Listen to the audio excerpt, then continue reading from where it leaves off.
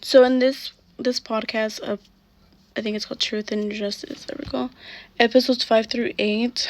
It touches back on the two men who left town to California, I recall. Um, it is pretty suspicious on their timing of leaving. But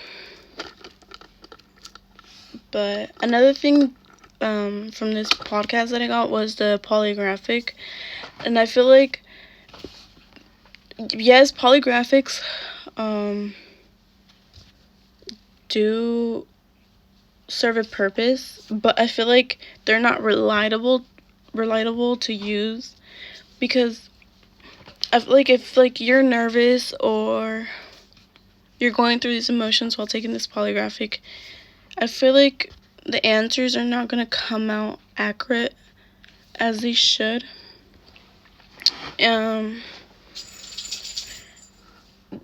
I feel like, oh wait, I think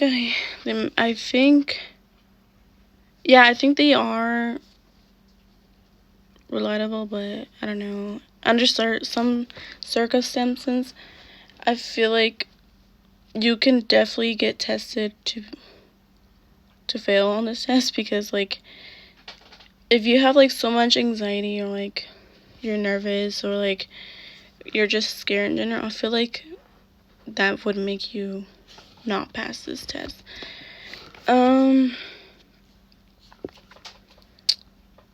But I think it does help narrow focus on some things. And I think it answers some questions. But another thing from this episode that really stood out to me is that they try connecting the dots that went cold decades ago, and I don't know, it's just like an odd case. It's a disturbing case, what happened to these kids, but it's just like an odd case. Another thing that I found concerning is that they were focused on only one suspect and didn't focus on other people that could be involved in this case, And I feel like this really shapes the investigation, because if you're only focused on one person, then other people can get away, like, that were actually involved in this, And so I feel like they should have definitely, like, questioned other people.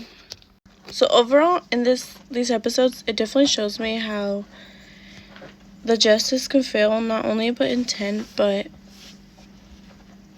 fail assumptions and due to like missteps and like in their investigation, And I feel like this like definitely could have like been prevented if they were doing their jobs thoroughly and like investigating every detail there is in this case. So another thing is the door-to-door canvassing, which I found really strange, but surprisingly mostly. But it was weird how like some residents never got interviewed by police,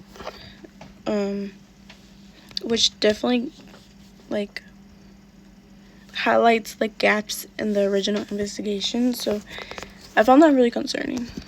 This case is overall concerning on whoever is investigating this. But yeah, those were my intakes of these episodes. Thank you.